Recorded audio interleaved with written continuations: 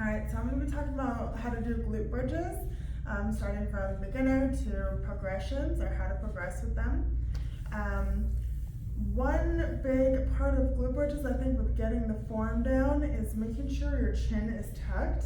And then also, as you start to add weight and go heavier, a lot of times, like as you're pushing your hips up, your shoulders will start to slide back, and that can get annoying and start to, like, I don't know, kind of open up the angle of your knees. You'll start to feel it less in the glutes, more in the hamstrings.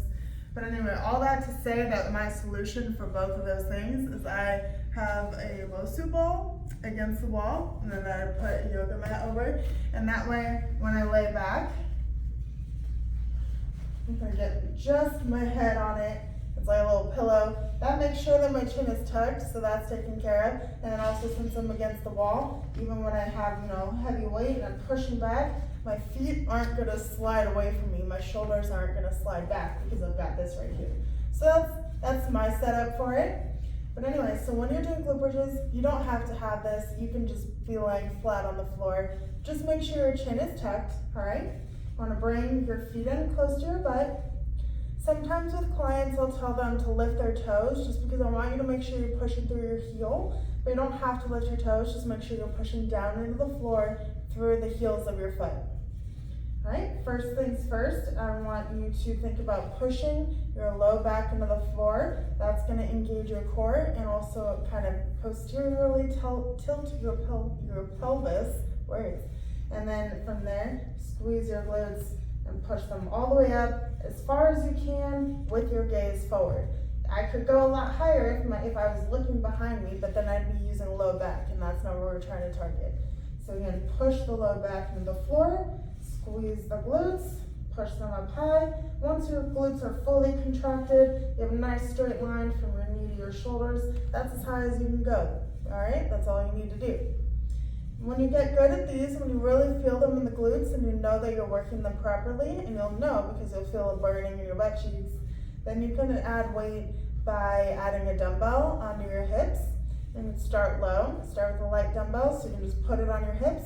But I grabbed a heavier one because I want to show you how you would get into position if you have a heavier dumbbell on hand. So maneuver it over here, you can see. One way to do it is to kind of move onto your side, grab the dumbbell, and roll over with it. Just kind of set it on your hips. Again, you don't want to bring your feet back.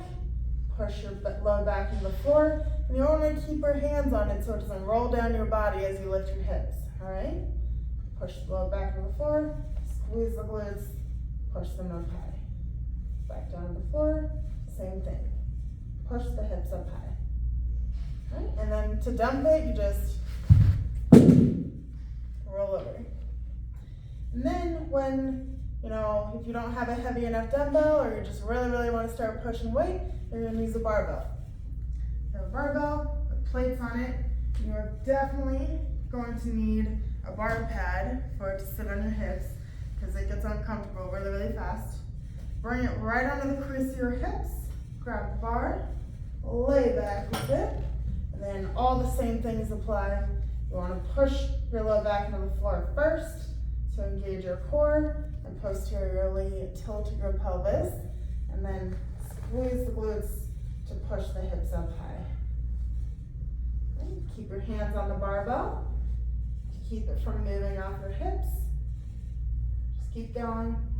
And again, if you are not resting on a Bosu ball like I am, make sure you keep your chin tucked. That's very, very important to protect your back, all right?